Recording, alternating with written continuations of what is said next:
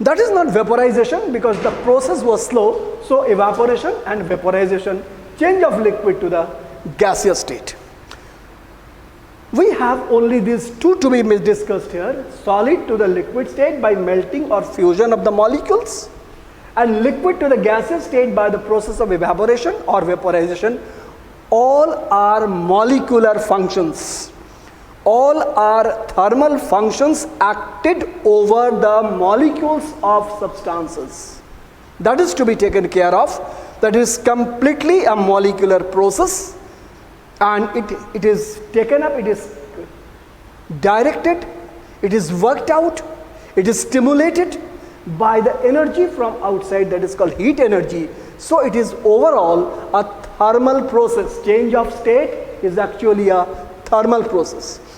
In higher classes you will read the return also. Say liquid to solid, there will be a change because of withdrawal of heat, because of cooling. That will be called solidification.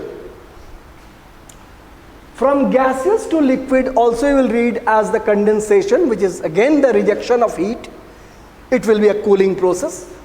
And there is one special feature you will be reading later on, that is direct change from solid to the gaseous state by heating, and gaseous to the solid state also by heating, to some specific kinds of substances called volatile substances. They are not being given any reference over here, so we are not dealing that in detail. It will be coming. So this is not as a whole. This is not the whole thing that changes to solid to liquid and liquid to gases. It is a part of that we are introducing today.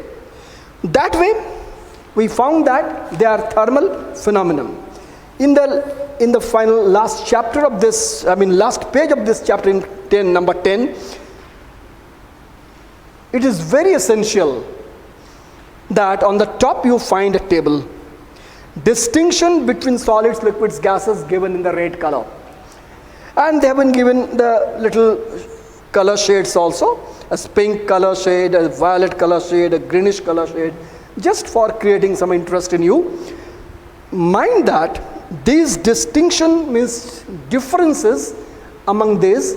The same point is discussed in all the three.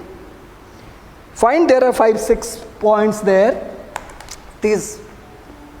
That way, if you are asked in examination in that way, that distinguish solids, liquids and gases by number of points, say 3 points, 4 points, something, you can write in this way.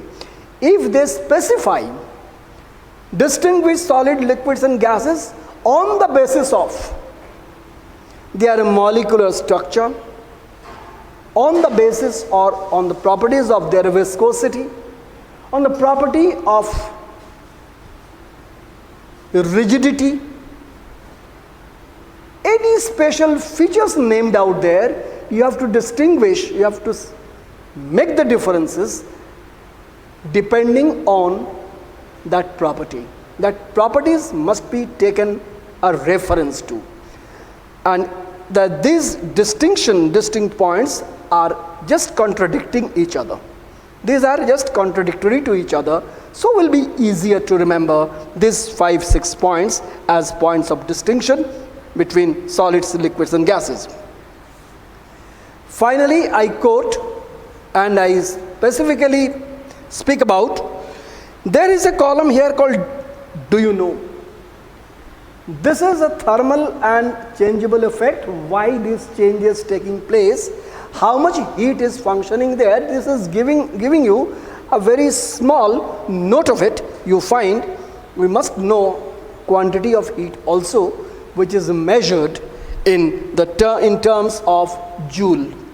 You see here, at the time solid changes to liquid state, its temperature does not rise. As it reaches that temperature, the time to melt, it will go constant.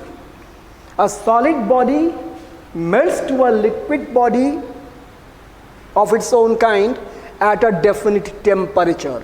That temperature is called the melting point. The temperature is called melting point. And that is the reason is what?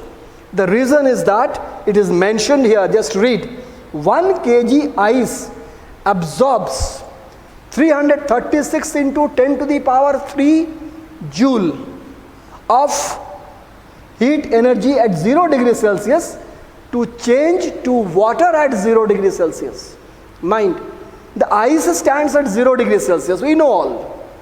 What happens when it melts?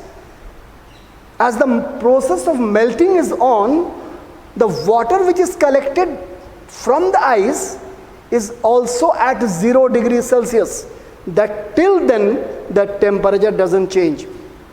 After all the ice is melt, temperature may go changing, temperature may go increasing.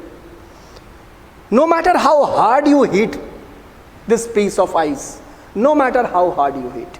That means on heating the ice or any solid substance, at the time of melting process, during the process of melting, its temperature remain constant.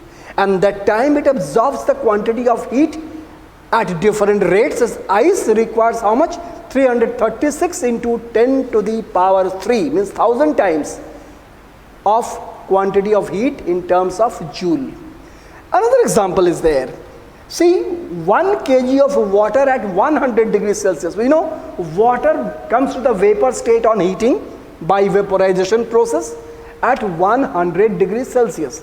On vigorous heating, on a violent heating, it's not evaporation, it is vaporization. At that temperature, what happens? Water becomes vapor. Vapor are high energetic small particles of water actually. That way the vapor is formed. It is not gas, it is gaseous, means a state of vapor. And that time the temperature remains constant. The same cause is there, that so long as the boiling process is on, so long as the vaporization process is on, there is no change in the average kinetic energy, that is called temperature. Temperature remains constant. The time when all the liquid is evaporated, all the liquid is vaporized in the form of vapor, it may change its temperature as required. Till then, we say 1 kg of water requires how much? At 100 degrees Celsius, 2260 into 10 to the power 3 joules. Means 1000 times of 2260 to change it to the vapor state. So till when the vaporization process is on, temperature remains constant. So long as boiling process is on, temperature remains constant. When you take water in a container and you boil, the moment it is getting heated up, its temperature increasing. You can check with the thermometer, not with the thermometer that you use for your measurement of fever, rather the laboratory thermometer. You can check the temperature rising up from its room temperature. The moment it reaches 100 degrees Celsius, you will find water is violently boiling, but its temperature remains constant. Its temperature remains at 100 degrees Celsius.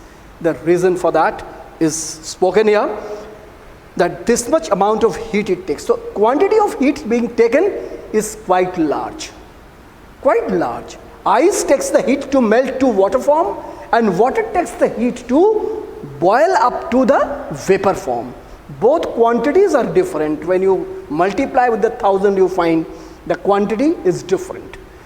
This happens in all the substances, not only ice and water and all the substances, the things melt at different temperatures, and the process is being continued till the process is on. Also, the list of some solids, liquids, gases, I find there is an activity down here.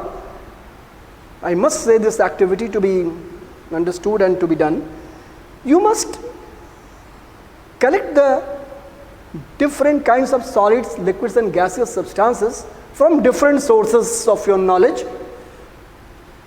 Do make a list of it. At least 10 you must collect. Though 10 are there, don't see these names at first.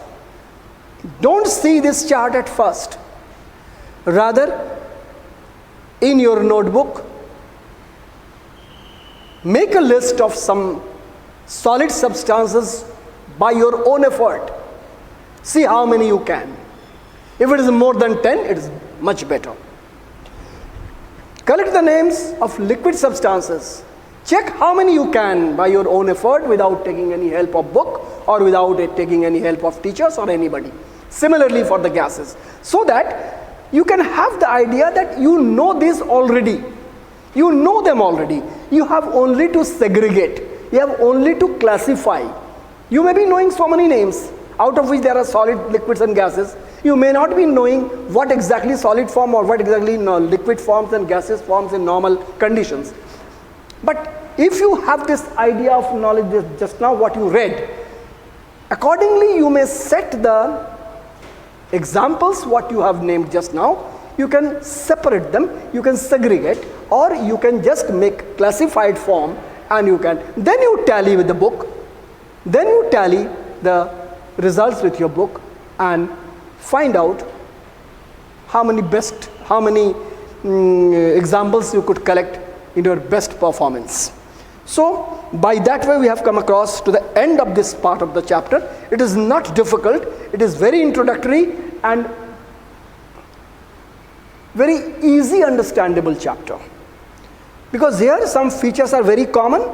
You have to just clarify these common features with their specific formats, with their specific aspects. You must carry it on for the purpose. Also there is a recapitulation part in the green sheet. You will just read through. I will be giving you the assignments which will be uploaded separately along with this. So